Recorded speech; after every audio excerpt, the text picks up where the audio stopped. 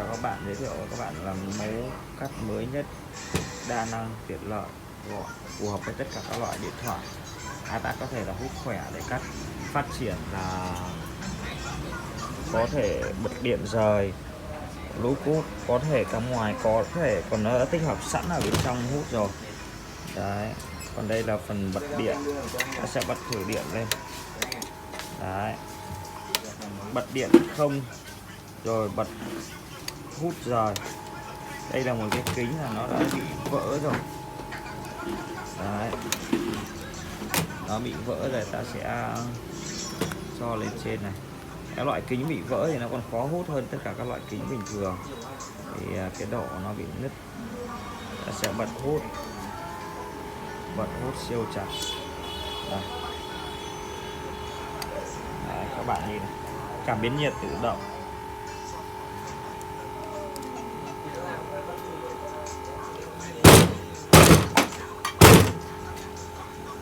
Các bạn thoải mái đi. Đấy. Phát triển cắm nhiệt bốn cạnh hai bên.